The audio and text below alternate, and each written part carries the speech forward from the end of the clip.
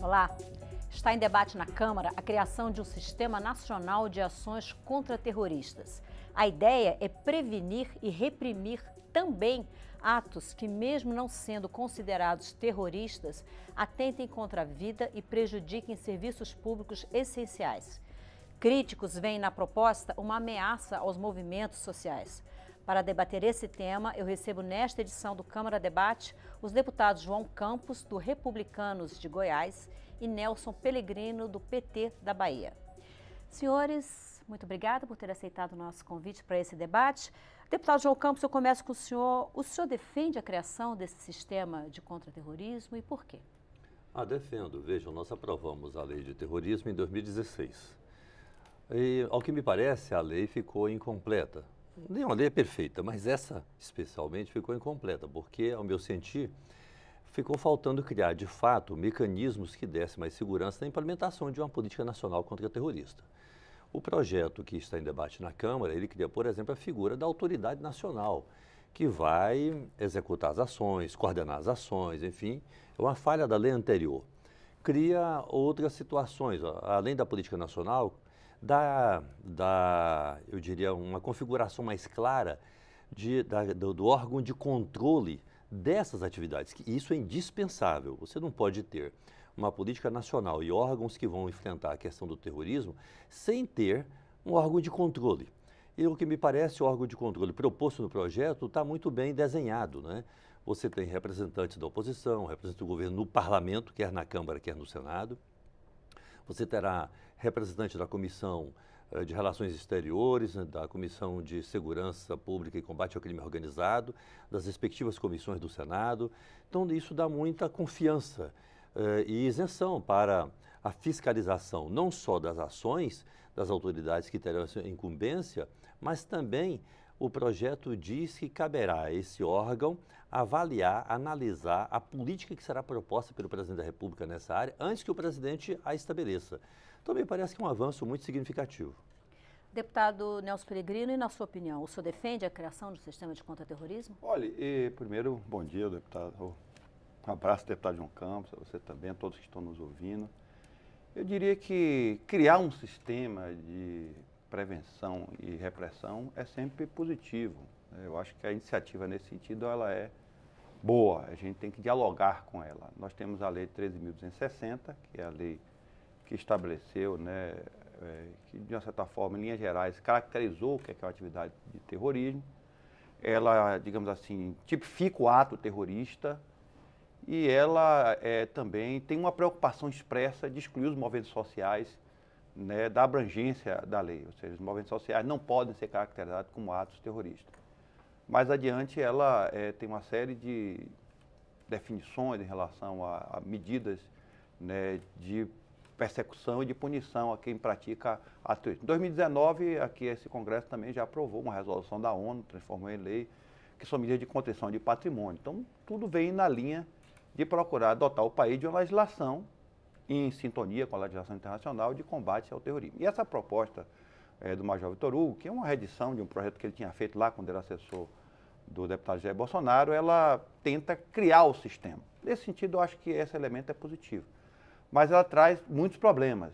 O principal problema, nós já tivemos a oportunidade de debater aqui, inclusive, é que ela vai mais além, né? Quando ela chega aqui no artigo, no parágrafo 2º, diz que essa lei será aplicada também para prevenir e reprimir a execução de atos que, embora não tipificados como crime de terrorismo, certo, possam ser tipificados. Então, aparente ter a intenção de intimidar, coagir. Então, isto aqui abre caminho, na minha opinião, isso aqui vai de encontro à lei, né, antiterrorismo, e abre caminho para a criminalização dos movimentos sociais. É importante fazer dois registros aqui.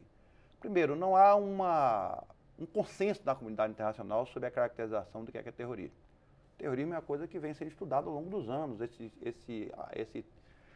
Digamos assim, esse jargão, ele começou a partir da Revolução Francesa, onde teve o terror jacobino. A partir daí, o terrorismo, como também a questão da guerrilha, que foi o caso da Espanha, a resistência, a ocupação napoleônica.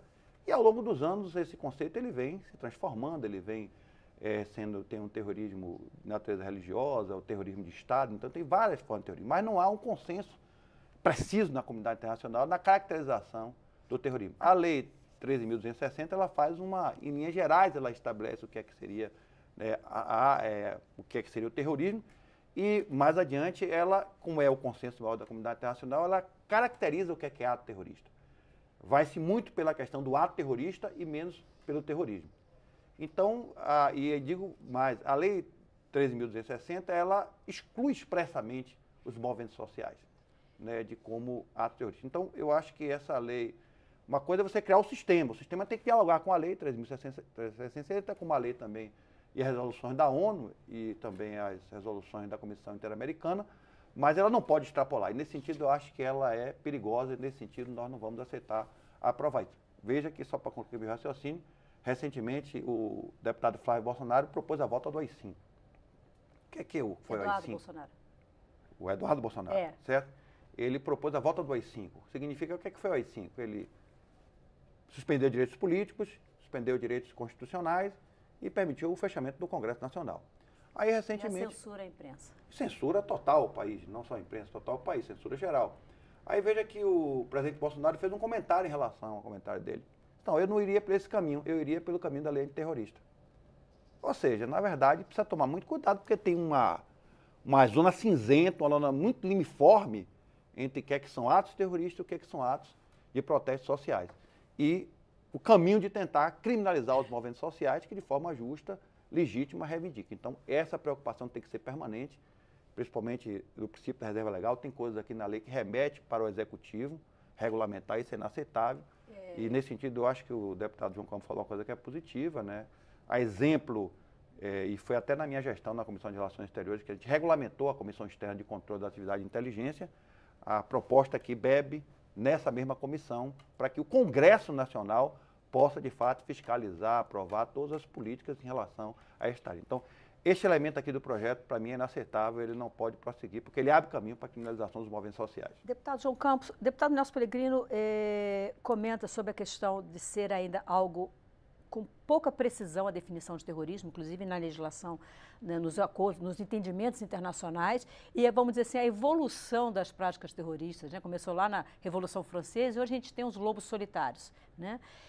E aí eu quero trazer para o que diz o projeto de lei do deputado Vitor Hugo. Ele fala em alguns momentos em prevenir e reprimir ato que seja perigoso ou potencialmente destrutivo. Ele fala também que aparente ter a intenção de intimar ou coagir a população civil ou qualquer outra forma de violência. Isso não é muito amplo? Eu queria que o senhor trouxesse também o seu olhar de delegado de polícia em relação a isso. Eu penso que há muita convergência entre o que penso em relação a esse projeto e o deputado Nelson Pellegrino. De fato, a preocupação aqui é criar um sistema de prevenção, não é? O projeto é perfeito, é excelente? Não, o projeto é bom, mas precisa de aperfeiçoamentos. E graças a Deus que ele está no início da tramitação. Falta passar ainda, me parece, por 3 comissões. Foi aprovado na Comissão de Segurança, está agora na Comissão de Relações Exteriores. Correto. Depois tem a Finança e Tributação e a CCJ. Não é? Então nós vamos ter a oportunidade de aperfeiçoar. Acho que pela sensibilidade dessa matéria, é aquilo que o deputado Nelson Pellegrino disse, até mesmo o conceito de terrorismo, você não tem ele pronto e acabado no mundo do direito comparado, não é razoável que a gente tenha textos ou tipos abertos, não é? E isso gera insegurança jurídica para todos, quer para quem vai operar o sistema, quer para o cidadão, para a sociedade. O deputado Nelson Pellegrino destacou um dispositivo aí que tem a minha concordância. Esse dispositivo precisa ser aperfeiçoado. Ele, de uma certa forma, embora o projeto não revogue a Lei 13.260, onde explicitamente exclui os movimentos sociais, mas ele conflita com o dispositivo. Eu estou aqui, ó, é o artigo 2º, parágrafo 2º da Lei 13.260. Né? O disposto nesse artigo não se aplica à conduta individual ou coletiva de pessoas em manifestações políticas, movimentos sociais, sindicais, religiosos, etc. E isso foi um objeto de muito debate naquela oportunidade e nós avançamos e consagramos isso aqui. Não dá para retroceder. Não é? E outros dispostos na lei que as expressões estejam muito vagas, precisam ser ajustados. A gente precisa fazer um projeto onde exprima um mínimo de segurança jurídica. Um outro ponto que o deputado Nelson Pellegrino disse aqui, e tem a minha concordância, o projeto delega, atribui ao Executivo muitas situações. Eu até penso que determinadas situações, de fato, caibam ao Executivo, mas as atribuições aqui do Executivo nessa parte, onde o Executivo vai agir com uma certa liberdade por decreto, me parece que estão muito amplas. A gente precisa aperfeiçoar também nesse sentido. É por isso que eu digo que há muita convergência entre nós. Nós temos problemas maiores de terrorismo no Brasil? Graças a Deus, não. Mas é por isso que o projeto anda muito mais no sentido de uma política de prevenção do que aguardar as coisas acontecerem para depois querer acudir, não é? Então, nesse sentido, o meu olhar é muito positivo. É muito positivo, acho que, até porque, do ponto de vista, se diz, da segurança pública, o projeto cria, além da figura nacional de coordenação dessa política, cria outras duas figuras que é de execução, não é? Não me lembro agora exatamente o nome do órgão, mas como se fosse um conselho estratégico de ações que será coordenado por um general, não é? E um outro órgão, como se fosse também um conselho estratégico na área de segurança, não de segurança nacional, mas de segurança pública, que será coordenado por um delegado de polícia, que tem no mínimo 15 anos de carreira, etc. Me parece que isso está dentro de um olhar de segurança muito positivo, de exigir experiência na carreira, que é do general. Para ser general tem que ter ter caminhado todo um caminho de sucesso, de formação daí por diante. De outro lado, o delegado com 15 anos de carreira, necessariamente também já acumula muita experiência para coordenar um órgão dessa natureza. Deputado Nelson Pellegrino, a gente tem falado muito a preocupação em relação aos movimentos sociais, mas existem, eu acho, também outras preocupações. No início desse ano, o Estado do Ceará foi alvo de uma série de destruições, né? Órgãos públicos foram atacados, transporte público, infraestrutura. E, à época, o governador do Ceará, que é do seu partido, inclusive, disse que achava que atos dessa natureza, que atentem contra instalações públicas, devam sim ser classificados como atos terroristas. E se a gente partir por aí, seriam enquadrados também nesse sistema de contra-terrorismo. O senhor receia que essa fluidez, vamos dizer assim, essa falta de precisão da norma abre espaço para esse tipo de interpretação? Olha, eu volto a, digamos assim, sustentar o ponto de vista inicial. Eu acho que não há uma definição precisa sobre essa questão da caracterização do terrorismo. Há um consenso muito grande da comunidade internacional sobre os atos terroristas, por isso que a lei 13.260, ela vai muito mais nessa linha, há um consenso maior da comunidade internacional. Então, eu acho que em matéria penal, em matéria de tipificação penal, nós temos que ser muito rigorosos. E como disse o deputado João Campos, nada que textos em abertos nós devemos adotar. Todo texto em aberto é um perigo. Portanto, eu acho que nós já temos legislação que caracteriza o ato terrorista e, de uma certa forma, define em linhas gerais o que é terrorismo. Acho que a gente não deve inovar, não deve ir adiante, porque esse é o consenso da comunidade internacional. Consenso na ONU, consenso na Comissão Interamericana, na comunidade de países da América Latina, que é a Comissão Interamericana de Direitos Humanos. A questão concreta é que a gente tem que saber o que é realmente uma atividade terrorista, que são atividades que estão na seara penal, na seara criminal, e dar o tratamento devido para cada uma, para que a gente não possa, inclusive, mover um aparelho de Estado para uma ação que não é considerada como terrorista, como tal. Eu não penso que o que aconteceu no Ceará, eu digo isso porque fui secretário de Justiça. E como secretário de Justiça, tomei uma decisão em conjunto com o governador Jacques Wagner e o secretário de Segurança Pública, César Nunes, de transferir 14 internos que participavam do crime organizado nos presídios, ordenavam o crime de presídio para presídios federais. E a partir daí houve uma reação, entendeu? Dessa facção, das duas facções criminosas que nós mandamos, e nós tivemos a capacidade de debelar, como aconteceu em São Paulo, no caso do Salvo Geral, como aconteceu em Fortaleza, como aconteceu em outros estados. O Estado dispõe de instrumentos e mecanismos para poder fazer a repressão, mas isso está no plano penal, no plano criminal. São organizações criminosas que têm que ser combatidas como tal. O fenômeno do terrorismo é um fenômeno muito específico. Eu até disse naquela debate que nós tínhamos aqui, inclusive com o deputado Vitor Hugo, a minha opinião em relação ao terrorismo é que o terrorismo é o abandono da disputa pelas vias democráticas. é aquela ideia de que pelas vias democráticas seu projeto não vai ser viabilizado e você parte por ações, né, de natureza espetacular, de naturezas extraordinárias, entendeu? Para chamar atenção, para criar comoção e acaba essas ações vitimando a população civil, como a guerra também vitima a população civil. Mas é um fenômeno que ele, principalmente no século XIX e no século XX, essas ações vêm sendo utilizadas por motivos religiosos, por motivos étnicos, entendeu? Até por motivos políticos também, porque tem um terrorismo de Estado, isso é importante a gente entender. Então, acho que esse sistema, então, na minha opinião, tudo que tiver extrapolando a definição de ato terrorista ou o que é minimamente consensual na comunidade internacional enquanto a caracterização do fenômeno do terrorismo, tem que ser expurgado dessa legislação. Tudo que permitir uma ampla discricionariedade do Executivo de ir adiante do que está minimamente estabelecido pela comunidade internacional, também eu acho que nós temos que vetar e tirar dessa lei. O que eu acho que nós temos que deixar nessa lei é o arcabouço de um sistema. É como disse o deputado João Campos, ela vem complementar a Lei 13.260, ela vem complementar a legislação de 2019, que tem medidas no sentido de fazer contrição do patrimônio, de expropriação do patrimônio. Ela vem fazer um complemento e vem dar ao Estado o instrumento rápido de você poder montar uma resposta rápida, certo? Para quando estiver acontecendo aquela situação.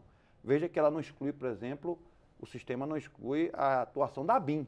O que é a ABIN? A Agência Brasileira de Inteligência. É essa que tem que fazer realmente o monitoramento permanente, monitoramento, não só monitoramento permanente, mas como está municiando o Estado brasileiro de informações necessárias para prevenir e até reprimir antes de que aquela ação terrorista ela aconteça. Como você tem o SISBIN, que é o Sistema Brasileiro de Inteligência, que é a comunidade de inteligência toda, que envolve a ABIN, envolve a Polícia Federal, envolve diversos órgãos como o COAF, porque nós sabemos que a atividade terrorista ela movimenta dinheiro, ela movimenta pessoal, ela movimenta ações, entendeu? Então, é um monitoramento que não só é interno, mas como também internacional.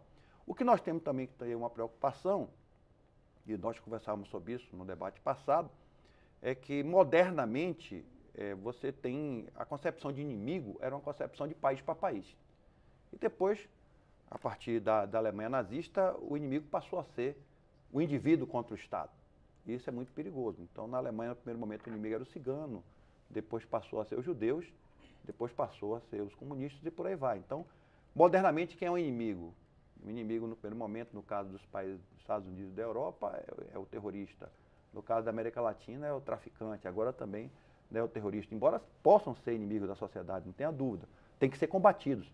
Mas é preciso tomar muito cuidado, porque a partir daí você pode estabelecer o que se chama de lawfare, que é você utilizar o aparelho de Estado, o aparelho judicial, para perseguir inimigos políticos também. Deputado João Campos, queria só, por favor. Concordar no caso do Ceará. Imaginemos que nós não tivéssemos no nosso arcabouço jurídico algo que contemplasse aquela situação do Ceará. Mesmo assim, do meu ponto de vista, também não seria hipótese de tentarmos alterar a lei do terrorismo e enquadrar aquilo como terrorismo. Bom, como nós temos a lei do campo penal, e ela foi suficiente para dar a resposta, eu acho que a discussão ou a sugestão do governador está prejudicada, não é?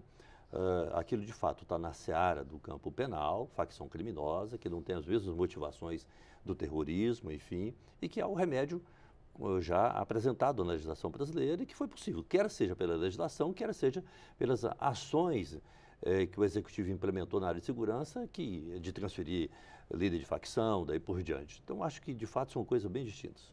Deputado João Campos, recentemente o presidente da República, instado a comentar o que estava acontecendo, os protestos no Chile, ele disse que havia conversado com o ministro da Defesa sobre a possibilidade de, havendo algo parecido no Brasil, preparar-se para usar o artigo 142 da Constituição Federal, que de forma resumida diz: as Forças Armadas destinam-se à defesa da pátria, garantindo os poderes constitucionais e, por iniciativa dos poderes constitucionais, desses poderes, a lei e a ordem. Trazendo o que o deputado Nelson Pellegrino falou sobre a questão do inimigo, o senhor acha que essa fala do presidente Bolsonaro, havendo um sistema desse disponível para ser usado, representaria uma ameaça aos movimentos sociais, aos protestos, e o artigo 142 podendo ser usado? Olha, o artigo 142, ele prevê de fato o papel das Forças Armadas.